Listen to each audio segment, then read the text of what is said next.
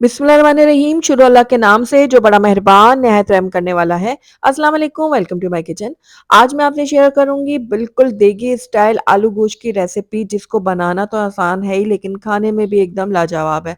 आप इसको गर्मा गर्म रोटी, चपाती या फिर नान के साथ भी सर्व कर सकते हैं। तो ज़रूर ट्राई कीजिएगा आप मेरी इस रेसिपी को। तो चलिए फटाफट से इस मज़ेदार सी रेसिपी को बनाना शुरू करते हैं।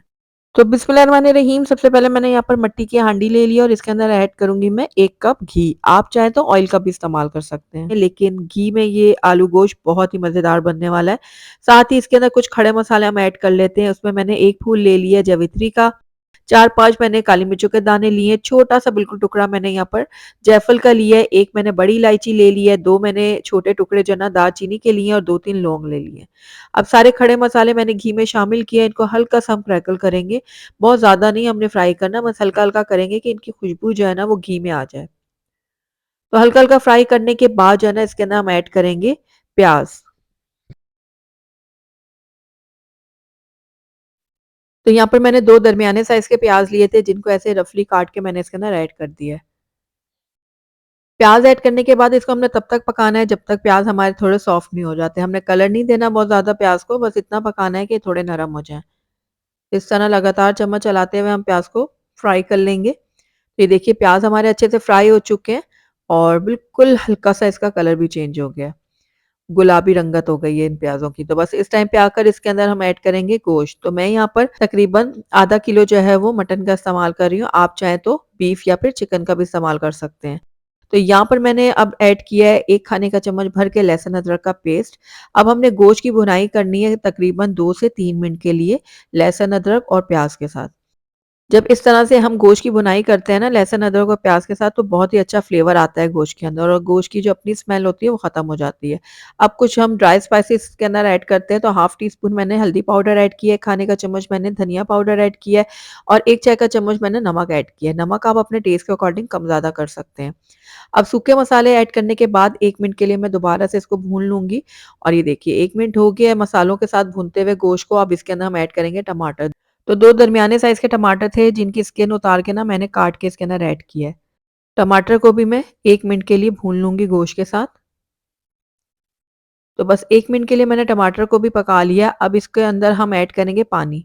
तो जिस हिसाब से आपका गोश्त गलता है ना, उस हिसाब से आप इसके अंदर पानी ऐड करिएगा। तो मैं यहाँ पर तकरीबन 1.5 ग्लास पानी ऐड करूँगी। चूँकि मैं यहाँ मिट्टी की हांडी का इस्तेमाल कर रही हूँ ना, तो मिट्टी की हांडी में ना प्याज़, टमाटर हर चीज़ बहुत जल्दी से गल जाती है।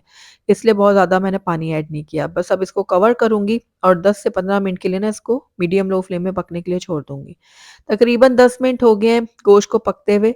तो ये देखिए हमारे प्याज़, टमाटर जो है ना वो काफ़ी हद तक सॉफ्ट हो चुके हैं।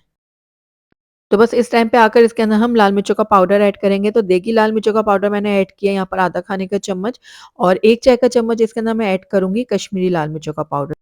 कश्मीरी लाल मिर्चों के पाउडर से ना हमारे शोरबे में बहुत ही अच्छा कलर आएगा। तो बस अब इसको भी मैं मिक्स कर लेती हूँ थोड़ा-सा। लाल मिर्चों को मिक्स करने के बाद दोबारा से इसको कवर करूँगी और लो फ्लेम में इसको तब तक पकाऊँगी जब तक गोश्त हमारा गल नहीं जाता और पानी ड्राई नहीं हो जाता, ऑयल सेपरेट नहीं हो जाता। तो तकरीबन 25 से 30 मिनट हो गए हैं गोश्त को पकते हुए और ये देखिए ऑयल जो है आपको सेपरेट नज़र आ रहा होगा। पानी हमारा काफ़ी हद तक ड्राई हो चुका है, गोश्त भी गल चुका है। तो बस इस टाइम पे आकर ना इसकी हमने भुनाई करनी है। आप ये देख रहे हैं मसाला कितने अच्छे से तैयार हुआ है। बहुत ही आसानी और कम टाइम में जो ये प्याज़, टमाटर है ना वो हमारे गल जाते हैं और बहुत अच्छी सी ग्रेवी तैयार होती है। तो अब 3 से 4 मिनट के लिए ना गोश्त की मैंने भुनाई करनी है। जितनी अच्छा आप गोश्त को भूनेंगे उतना अच्छा फ्लेवर निकलेगा हमारे देगी आलू गोश्त का। तो ये देखिए 3 से 4 मिनट मैंने गोश्त को भून लिया है। अब इस टाइम पे आकर इसके अंदर हम दही ऐड करेंगे। तो बस 2 खाने के चम्मच मैंने इसके अंदर दही ऐड की है। फेंट के मैंने दही को ऐड किया है इसके अंदर। दही ऐड करते वक़्त मैंने फ्लेम को थोड़ा लो कर दिया था। अब दही डालने के बाद मैं इसको थोड़ी देर पकाऊँगी कि दही अच्छे से मिक्स हो जाए। तकरीबन 1.5 से 2 मिनट के लिए मैंने दही डालने के बाद भी भून लिया था। तो बस इस टाइम पे आकर इसके अंदर हम ऐड करेंगे आलू। तो 3 दरमियाने साइज़ के आलू थे, जिनके दरमियाने टुकड़े काट के मैंने इसके अंदर ऐड कर दिए। अब साइज़ को आप अपने हिसाब से कम-ज़्यादा कर सकते हैं, यानी छोटा-बड़ा कर सकते हैं। साथ ही इसके अंदर मैंने 1 चाय का चम्मच डाला है काला ज़ीरा, यानी कि जिसको हम शाह ज़ीरा भी कहते हैं और उसको डालने के बाद अब हम इसकी भुनाई दोबारा से करेंगे। जो हमने इसमें काला ज़ीरा डाला है ना, इससे बहुत ही अच्छा फ्लेवर आएगा हमारे आलू गोश्त में। तो बस ये देखिए तकरीबन 2 से 3 मिनट के लिए मैं आलू डालने के बाद भी इसको भून लूँगी। तो तकरीबन 3 मिनट हो गए आलू को भूनते हुए गोश्त के साथ। तो बस इस टाइम पे आकर इसके अंदर हमने पानी ऐड करना है। तो पानी आप अपने हिसाब से डालिएगा जितना गाढ़ा आपने शोरबा रखना है। मैं तकरीबन 2 ग्लास डालूँगी क्योंकि इसमें हमारे आलू भी गलेंगे और हमारा शोरबा भी रेडी होगा। 3-4 इसमें मैं साबित हरी मिर्चें भी ऐड कर रही हूँ, इससे भी बहुत अच्छी खुशबू आएगी, फ्लेवर आएगा। तो थोड़ा-सा मिक्स करने के बाद अब मैं इसको कवर करूँगी और तकरीबन 7 से 8 मिनट के लिए ना लो फ्लेम में पकने के लिए छोड़ दूँगी, ताकि आलू हमारे अच्छी तरह से गल जाएँ और शोरबा भी रेडी हो जाए। तो तकरीबन 7 से 8 मिनट हो गए हैं शोरबे को पकते हुए, तो आइए इसको चेक कर लेते हैं।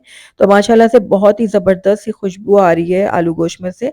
तो आप देख रहे हैं जितनी कंसिस्टेंसी है ना इस शोरबे की मुझे इतनी ही चाहिए थी। आप अपने हिसाब से इसको गाढ़ा या पतला कर सकते हैं। आलू को भी चेक कर लेते हैं। तो ये देखिए आलू भी हमारे बहुत अच्छी तरह से गल चुके हैं। तो बस आलू गोश्त हमारा बिल्कुल रेडी हो गया है और ये देखिए शोरबा कितना ज़बरदस्त रेडी हुआ है। मट्टी की हांडी में जब आप पकाएँगे ना तो इसमें कोई भी प्याज़ और टमाटर आपको तैरते हुए नज़र नहीं आएँगे। तो बस इस टाइम पे आकर इसके अंदर हम ऐड करेंगे हरा धनिया कटा हुआ। हरा धनिया डालने से बहुत ही अच्छी खुशबू आएगी हमारे आलू गोश्त में से और इसको भी मैं थोड़ा-सा मिक्स कर लेती हूँ। मिक्स करने के बाद फ्लेम को मैंने बंद कर दिया है और इसके अंदर अब मैं ऐड करूँगी 1 चाय का चम्मच गरम मसाला पाउडर। गरम मसाला पाउडर ऐड करने के बाद जो है हम इसको कवर करेंगे और इसको 5 मिनट के लिए ऐसे रहने देंगे, उसके बाद मैं इसकी फाइनल लुक आपको चेक करवाती हूँ।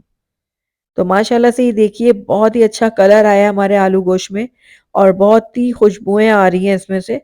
ये देखिए, कितना टेस्टफुल, कितना कलरफुल सा हमारा ये आलू गोश्त बनकर तैयार हुआ है। ये देखिए।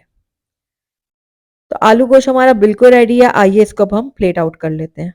अल्हम्दुलिल्लाह हमारा बहुत ही लज़ीज़ और खुशबूदार सा देगी आलू गोश्त जो है वो बनकर तैयार हो गया है।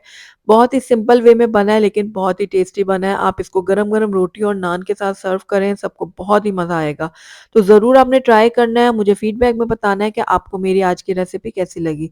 अगर अच्छी लगी है तो इसको लाइक ज़रूर कीजिएगा, फ्रेंड्स और फैमिली में इसको ज़्यादा से ज़्यादा शेयर कीजिएगा। अगर पहली दफ़ा मेरे चैनल पे आएँ तो काइंडली इसको सब्सक्राइब भी कर लें, साथ ही बेल आइकन को भी प्रेस कर दें ताकि मेरी हर नई आने वाली वीडियो की नोटिफिकेशन सबसे पहले आप तक पहुँचे। Thank you for watching. अल्लाह हाफ़िज़।